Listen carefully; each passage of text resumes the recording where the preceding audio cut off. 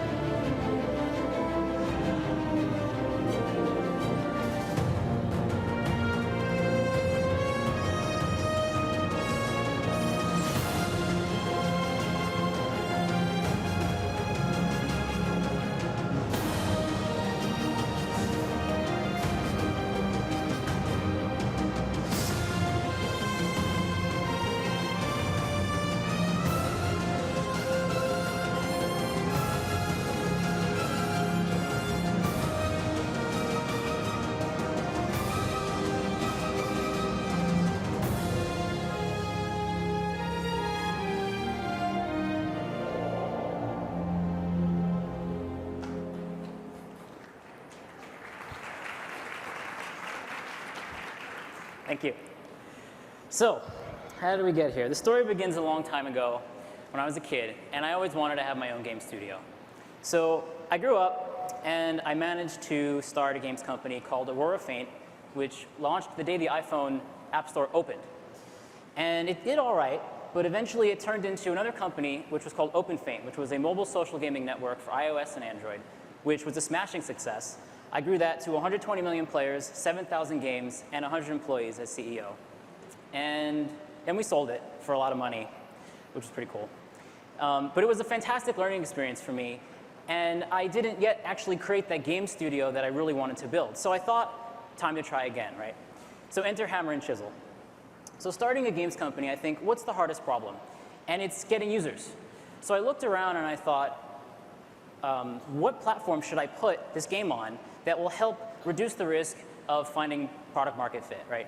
So I think about platforms, and I looked around for a platform that had a large company spending a lot of money driving adoption, but wasn't fulfilling the needs of some particular audience of gamers. So tablets seemed like they would disrupt PCs and consoles, and it turns out that they actually are. Just last quarter, more tablets were shipped than PCs worldwide. It's pretty incredible. So tablets, interestingly enough, they enable long-form gaming. So the stereotype, right, is Kenny walks into the computer lab to sit down and play World of Warcraft for like 100 hours.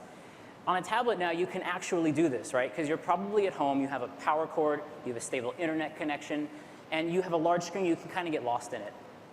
But there are no original long-form games available on tablets. You've got great stuff like The Room and Plants vs. Zombies, but no games that are like hobbies that you can really lose yourself in. So we're going to build on a tablet.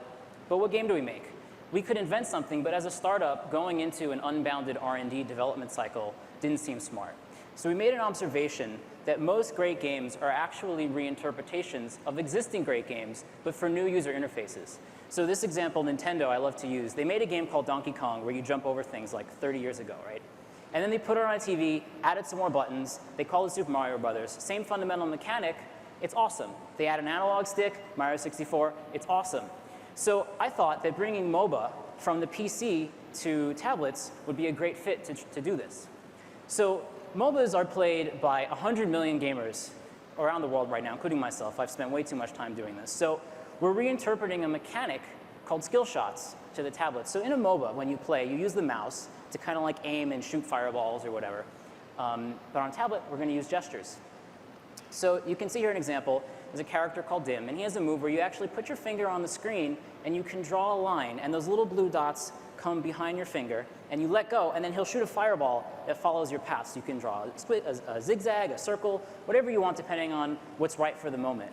Another example is a flick gesture. So with this character, you press your finger on him and you pull out this like rubber band and you let go, and he does a shoulder ram and dashes in a direction, and the screen shakes, and it feels really cool. So we have a bunch of these things. So turns out people like this. In our alpha test, we have many players who have spent more than 40 hours playing our game, which is actually kind of shocking to us because we don't have that much content yet because it's still in alpha. So we built a game. How does a game become a large disruptive business? And I think that all great media companies eventually become distribution platforms, right? Disney did this. Disney Channel is one example. Valve is another great company that has done this. You start by building a fantastic piece of content, and then you establish a community around that content, and then you build technology and community things to leverage that community for future products to reduce adoption risk. So the game is called Fates Forever. It will be coming out later this year on iPad. You can sign up for early access at fatesforever.com. Company is Hammer and Chisel. Thank you. All right. That was way cool. I want that. Judges. So how do you get people using it? Right. Well, it starts by building a great game. Yeah. You put it on the App Store. You spend a bunch of marketing money to get an initial user set, and then hopefully the game works. It's inherently a 6-player multiplayer game, so you can't play it without other people. So you've got to raise a bunch of capital to spend for marketing to get people to it? Yeah, so the question is how much? Right. Right. Great, fantastic hit games basically spend $0 on marketing because it's viral. Their marketing is free. So one of the things that I like to think about is how do you build a hit machine? And part of my observations about reinterpretations of games, the intention there is to think, how do we remove product risk from just building a game? Are you trying to attract gamers who are on PCs right now and convert them to tablet? Or are you targeting people who just aren't playing games at all right now because there's nothing for a tablet this Right. form? Good question. So we are targeting 2 different user segments, and I think it will shift over time with our focus. Right now, there are a lot of core gamers who play games on PCs. 100 million people play this genre on PC, but many of them have tablets, and there isn't great content for them to play on the tablet when a PC is either not accessible or just inconvenient, right? So that's one group. Deliver a really high quality game for those people so that they look at it and they take it seriously.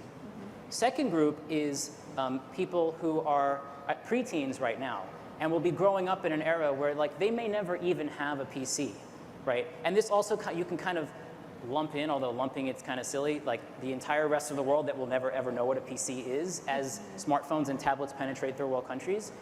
Games very much, I think, are reflections about how the human brain works, right? It's play. It's like you're engaging with this interaction because it's stimulating to you as an individual. I think that games will work everywhere. So I think tablets, well, yeah. That's your question. So let's say you launch, you get a lot of users, it's viral. What's Act 2? Do you have content? You start saying we see Fates Forever characters everywhere. Are you now going to go straight towards the Nopeward distribution channel? You alluded to it with the media comment, but what's Act 2 if you got the users on this first step? Well, if we get to Act 2, that's awesome, right? It's a good problem to have. I think Act 2, it will depend exactly on the nature of how Act 1 ends. Right. And what I've learned from my OpenFane experience is that it's very hard to say, we're going to do this, and this is what it's going to be like in 3 years from now. But I think if we have a robust community of people who love the game that we've built, we very much could launch a second title, either develop one in-house and be like, hey guys, you like this game, here's another game that you might like from us. Like Blizzard does this, for instance, or Pixar.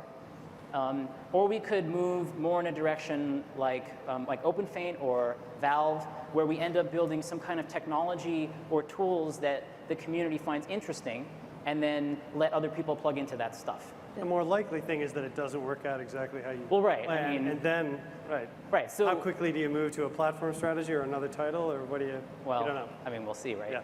Yeah. With my last company, we shipped a game, and 9 months after launching it, it wasn't working, and we pivoted to a platform, and that worked. It worked. I don't know. So anybody else doing tablet MOBAs? There are a couple that have been launched, but most of them are uninspired clones, I guess. Jason, you noted that you previously had a good exit. So how do we know you're still hungry? How do we know? Just shoot me a text at 2 in the morning, and what are you doing? Coding? Look at how he's dressed. I'm using a PC travel mouse for my presentation because I couldn't find a clicker. That's gold-plated. Yeah, no. target. So I have a question as a lifelong gamer. So these sorts of games you might play them for hours at a time, right? Yeah. How does that input, I mean, it seems somewhat twitchy, so you're like constantly moving your hands, aiming the fireballs or Yeah. whatever. Do you get exhausted? I mean, like, hand-wise? I don't. All right. I mean, I think my single longest session playing Fates Forever was like 2.5 hours. Okay. And it's no more exhausting than like, doing the mouse thing. Okay. Besides just building a good game, how do you instrument this, and what metrics do you look at to understand user adoption, churn, and tune the mechanics over time? Yeah. We're actually taking a very different approach to building this than most typical games companies. We're taking a very product metric focused approach to building a game, which is kind of uncommon for big budget games, right? We're actually live in some test markets. I'm not going to say where because we don't really want a lot of users yet. But we have the whole thing instrumented. We're using mixed panel, awesome product. And we basically think about the entire life cycle of the user, starting with when they see an ad somewhere, going to the App Store, how many bounce, what's the day one retention, what does the new user funnel look like. And we're sort of moving through that process. And then when they activate, how long do they stick around? Do they share? All these different things. And it's a whole process of, I don't know, probably 15 different steps that we are laser focusing on one by one. And we've had great success improving metrics doing that. Is it going to work? I feel confident about it right now. I mean, you guys saw the trailer. I'm so freaking impressed and proud with what my team has put together. Yeah. And we're all super stoked they're watching now. So whether it works or not, I don't know. But one of the things that I learned from building OpenFaint was I would go to conferences and people would show me their games. And they'd be like, why isn't my game doing well? And I'd play it, and I'd just be like, man, your game's not awesome. Like, make it awesome. Right. And it's so hard to really know what that is. But what we have seen so far with this, we went to Penny Arcade Expo last week with iPads in tow, and we're just like bombarding people with the game.